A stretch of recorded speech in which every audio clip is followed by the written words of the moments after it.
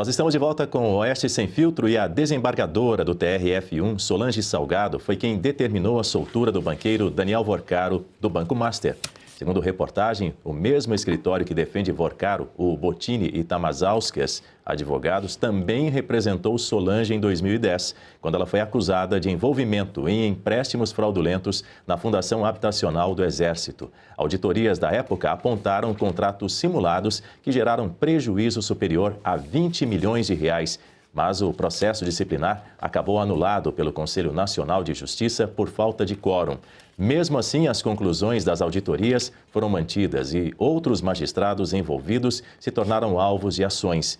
No caso atual, Solange Salgado entendeu que a viagem de Daniel Vorcaro ao exterior estava justificada e que não havia risco concreto de fuga, substituindo a prisão por medidas cautelares, Adalberto Piotto.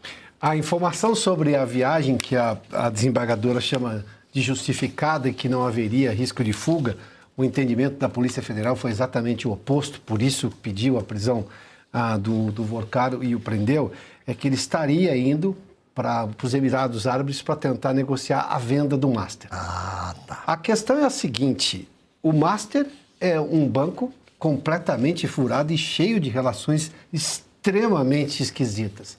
Eu estou sendo generoso aqui, tá? É bem pior do que isso. Este é o fato. E ele estar na prisão, obviamente, facilitaria, esse é o argumento que a Polícia Federal usou contra os inocentes, por exemplo, agora, nesses casos do dia 8 ou da tal trama golpista. A soltura do Vorcaro se justifica em que sentido? Voltamos até a justiça agora garantista, porque não valeu para um monte de gente até outro dia, sobretudo quem era da direita. Agora o Daniel Vorcaro ganhou a liberdade condicional, obviamente, ele vai ter que se explicar, o processo continua acontecendo. Mas ainda assim, que tem havido, e como de fato houve, essa decisão da desembargadora, o caso do Banco Master é extremamente grave. Tem muita coisa por ser revelada ali, inclusive das ligações políticas do próprio Vorcaro em Brasília com governadores, tem uma série de coisas ali. Agora, a pergunta que se faz é, um sujeito que está acusado neste momento de um rombo desse tamanho, inclusive de atentar com uma coisa que foi um ganho no sistema financeiro brasileiro, que é exatamente o Fundo Garantidor de Crédito. É isso que você tem aplicações até 250 mil, o sistema garante que você, mesmo com a quebra de um banco, você receba. A questão é que boa parte do Fundo Garantidor foi comprometida com operações do Banco Master. E aí aquela história, de onde veio tamanha influência assim? E por que não se investiga este fato?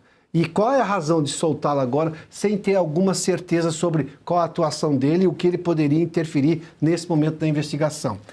A juíza só se ateve à questão, pelo que eu estou entendendo aqui, a desembargadora, né? Só se ateve à questão de que não, se foi só pela prisão, então pela viagem que ele poderia fazer, não era fuga, bom, então tudo bem. Não, o caso é bem mais grave. Nós estamos falando de um crime contra o sistema financeiro e contra a economia popular das pessoas, porque essas pessoas aplicaram num banco e podem receber. Há fundos ali, fundos de aposentadoria que estavam aplicados no Master, que também é preciso investigar por que alguém coloca dinheiro de um fundo de trabalhadores para garantir a aposentadoria num banco especulativo. Quando você tem um fundo, você aplica para garantir a renda, não para ter ganhos exponenciais, porque ganhos exponenciais sugerem risco muito maior também. Ou seja, tem muita coisa que precisa ser explicada no caso do Banco Master, muita coisa ainda. A questão é, era para soltar numa situação como essa ou para manter cautelarmente preso até que se tenha mais respostas? A desembargadora, com todo esse histórico que o Daniel nos leu aí, achou que, bom, pode soltar. Precisa investigar ela, né? A investigada, no caso, tem que ser essa a desembargadora. Desembargadora. Pois bem, quer dizer, o Daniel Vorcaro, ele ia viajar para fazer negócio. Segundo mas ele não está quebrado? Ele não está quebrado? Não tá o banco dele não vai entrar em... já foi punido pelo Banco Central? Sim. Ele ia buscar dinheiro sozinho, mais ninguém. Estão dando dinheiro para ele. Os Emirados Árabes, agora, os que têm dinheiro lá, viraram bobos. Eles não sabem do que acontece aqui. E mais, Ele andou viajando aí para esses congressos realizados no exterior e conversou bastante com o Gilmar Mendes. Conversou bastante.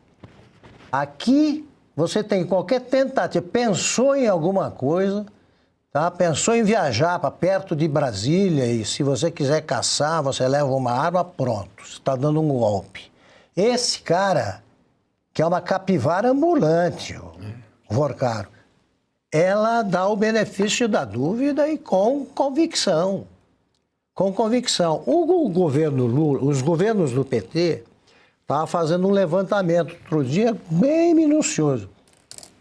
Todos os anos surgiu, todo ano em que o Brasil foi governado pelo PT, aparece um escândalo de bom tamanho. Desde 2003. 2002 já houve o escândalo que foi a compra do vice, do candidato a vice, Zé Alencar. Já começou ali. Agora, 2002, 2003, 2004, é mensalão, é petrolão, é sem parar. Não tem governo metido nisso, mas é só procurar. É só procurar, dar uma chacoalhada no mato, não precisa nem entrar muito fundo, não. Essa ladroagem, como a do INSS, é claro que passa pelo governo. Isso aí não preocupa. Quando é corrupção, o Supremo nem se mexe, não é mais crime para eles. São malfeitos, né, de amigos. E aí, se um desses vai para a cadeia, a desembargadora soltou logo, porque senão ia entrar em funcionamento a fábrica de habeas corpus do Gilmar Mendes, que está desativada porque os presos todos não votaram no Lula. Então ele não dá habeas corpus para ninguém. Mas quando precisa, ele não falta aos amigos. E o que tem de amigo bandido Gilmar Mendes é uma grandeza.